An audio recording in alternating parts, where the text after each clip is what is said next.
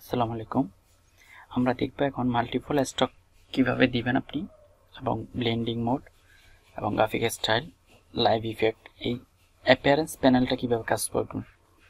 তাহলে আসি, আমি একটা এখান থেকে সাপোজ স্টার টুল নিলাম।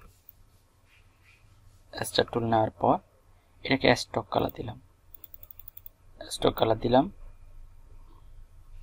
কালার দিব। এখন আমরা দেখব যে মাল্টিপল স্টক কিভাবে দিব। একটা স্টক দিলাম এবং মাল্টিপল স্টক কিভাবে দিব। তাহলে উইন্ডোজ থেকে অ্যাপিয়ারেন্স যাব। এই অ্যাপিয়ারেন্স প্যানেলটা কাজ করব আমরা। অ্যাপিয়ারেন্সে কি যাওয়ার পর এখানে দেখেন স্টক এবং ফিল। তাহলে আমি স্টকের উপর ক্লিক করে আর্টটা নিলাম। এখানে ছিল আর্ট, নিচেরটাকে আমি কালার পরিবর্তন করি, গ্রিন কালার করলাম। এটা এখানে আর্টের জায়গায় দিলাম যে 8 দুগুণে কত 16। তাহলে এখানে দিলাম 16। দেখেন, দেন সেম ভাবে আমি যদি ফিলটাকে অফ করে রাখি আপনি দেখতে পারবেন। সেম ভাবে আমি যদি এটাকে আরেকটা দিতে পাই মাল্টিপল স্টক, এখানে 16 জায়গায় 32 দিলাম। দেখেন, এর কালারটা যদি পরিবর্তন করে দিই,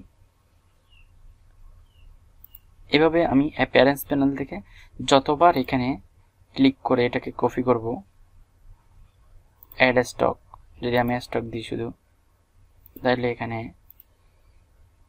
ধরেন আমি হলুদ করে দিলাম 32 দুগুণা 64। দেখেন 64 দিলাম। তাহলে এভাবে করে আমি মাল্টিপল স্টক আমি আরও চাইলে কমাই দিতে পারবো। আপনি যদি চান যে আরও কমাবেন, এখানে কমাইতে পারবেন। যদি এখানে 32 দিতে হবে, আমি 32 দিয়েছি, আপনাকে 32 দিতে হবে, এরকম কোনো কথা না। আপনি একটা রেশিও মেনটেন করলে হচ্ছে যে আমি এই রেশিওটা নিয়ে কাজ করব, সেই রেশিওটা অনুযায়ী আপনি কাজ করলে হবে।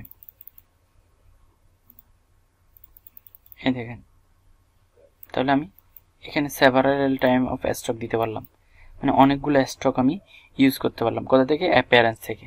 অ্যাপিয়ারেন্স জাস্ট এখানে কপি করব, ডুপ্লিকেট সিলেক্টেড, এটাকে চেঞ্জ করে দিব। দেখেন, আমি আবার দেখাই আপনাকে। যদি আমি এটাকে দিতে চাই সেম ভাবে, এটাকে, এটা সিঙ্গেল স্টক কোনটা? এটা আমি আরো কমাই দিই, এতটুকু দিলাম। যদি আমি এটাকে আরো স্টক দিতে চাই, এখানে কপি করলাম 10 জায়গায়, এখানে এটা কালারটা পরিবর্তন করে দিলাম, পরিবর্তন করে দিয়ে এখানে 20, দেখেন 20। আবার সেম ভাবে যদি এখানে ক্লিক করি, এখানে 20 জায়গায় যদি আমি 30 দিই, এখানে কালারটা যদি পরিবর্তন করি, দেখেন, তাহলে এভাবে মাল্টিপল স্টক আমি এখান থেকে অ্যাপিয়ারেন্স থেকে ইউজ করতে পারবো। এটা হচ্ছে কি add new layer, add new fill. আমি নতুন একটা ফিল তৈরি করতে পারলাম। ফিল কালার দেখেন, এটা চেঞ্জ হয়েছে, ফিল কালার। দেন আমি এখান থেকে চাইলে ক্লিয়ার অ্যাপিয়ারেন্স, মানে পুরোটাকে ক্লিয়ার করে দিতে পারতেছি। এখান থেকে চাইলে আমি এই লেয়ারটাকে ডিলিট করতে পারতেছি। আবার এখান থেকে চাইলে আমি এর স্টক বাড়াইতে কমাইতে পারতেছি। এখান থেকে চাইলে আমি লেয়ারটার কালার চেঞ্জ করতে পারতেছি। তাহলে এভাবে করে আমি চাইলে গ্রেডিয়েন্ট কালারও ইউজ করতে পারবো, হালকা কালারও ইউজ করতে পারবো, এটা আমার উপর ডিপেন্ড করতেছে। দেন আপনি যদি এখানে গ্রাফিক্যাল স্টাইল, ধরেন আমি এখান থেকে একটা গ্রাফিক্স স্টাইল দিলাম, এরকম এটার স্টাইল, বিভিন্ন রকম স্টাইল করতে পারতেছি। এখান থেকে যেয়ে আমি 3D ইফেক্ট, অনেকগুলো 3D ইফেক্ট দেওয়া আছে, আপনি চাইলে এই 3D ইফেক্টগুলো ইউজ করতে পারেন। ধরেন সাপোজ আমি এই 3D ইফেক্টটা এখানে রাখলাম। এখান থেকে আরও আছে, ধর ইমেজ ইফেক্টের অনেকগুলো ইমেজের জন্য ইফেক্ট আছে, দেখেন। দেন আপনি যদি চান এখান থেকে টেক্সচুয়াল ইফেক্ট, মানে বিভিন্ন ট্যাক্সের জন্য যে ইফেক্টগুলো থাকে, এই একটা ট্যাক্সের উপর দিতে পারেন, বা এটা টেক্সচার এফেক্ট, দেখেন এরকম ব্যাকগ্রাউন্ড, এগুলো ইউজ করতে পারেন চাইলে। এগুলো হচ্ছে বিভিন্ন ধরনের গ্রাফিক্যালি স্টাইল। দেন আপনি আসেন, এটা ইউজ করবেন। দেন এখন আমরা দেখব যে কিভাবে একটা ব্লেন্ডিং মোড অপশনটা কাজ করে আমাদের। এখান থেকে একটা কি কন্ট্রোল জেড আমি আরেকটা জিনিস আপনাদেরকে দেখাই। এখান থেকে অবজেক্ট থেকে অ্যাপিয়ার এক্সপ্যান্ড অ্যাপিয়ারেন্স, এক্সপ্যান্ডটা যখন হাইট থাকবে এক্সপ্যান্ড অ্যাপিয়ারেন্স অ্যাক্টিভ থাকবে। তাহলে আমাকে ফার্স্ট এক্সপ্যান্ড করতে হলে, এক্সপ্যান্ডটা কেন করব, এটাকে ভেঙে ফেলার জন্য। তাহলে এক্সপ্যান্ড করতে হলে আমাকে ফার্স্ট এক্সপ্যান্ড অ্যাপিয়ারেন্স করতে হবে, দেন এটাকে আমি এখন কি করতে পারবো, এক্সপ্যান্ড করতে পারবো। তাহলে আইসোলেট ইমেজ না, আইসোলেট না, এভাবে যখন আমি এক্সপ্যান্ডটা হাইট থাকবে, যখন কোন একটা ট্যাক্স আমার এক্সপ্যান্ডটা এখন এক্সপ্যান্ড অ্যাপিয়ারেন্স অ্যাক্টিভ আছে, তাহলে আমাকে এক্সপ্যান্ডটা হাইট থাকবে। আর যদি এক্সপ্যান্ড অ্যাক্টিভ থাকে এক্সপ্যান্ড অ্যাপিয়ারেন্স হাইট থাকবে। এটা ইমেজ, সেজন্য আপনার কি এক্সপ্যান্ড অ্যাপিয়ারেন্সটা হাইড হয়ে গেছে। যদি আমি এটাকে উইন্ডোজ অ্যাপিয়ারেন্স থেকে গ্রাফিক্স স্টাইল 3D দিই, তাহলে উইন্ডোজ এক্সপ্যান্ড অ্যাপিয়ারেন্স অবজেক্ট থেকে এই দেখেন এক্সপ্যান্ডটা, অবজেক্ট থেকে এক্সপ্যান্ড। তাহলে আমি এক্সপ্যান্ড করতে হইলে এক্সপ্যান্ড অ্যাপিয়ারেন্সটা অ্যাক্টিভ আছে, তাহলে আমাকে আগে এক্সপ্যান্ড অ্যাপিয়ারেন্স করতে হবে, দেন আমাকে এক্সপ্যান্ড করতে হবে। তাহলে এক্সপ্যান্ড অ্যাপিয়ারেন্স করলাম, দেন আমাকে এক্সপ্যান্ড, তারপর আমাকে কি করতে হবে, আনগ্রুপ করলে আমার এটাকে কি করতে পারতেছি, আলাদা করতে পারতেছি।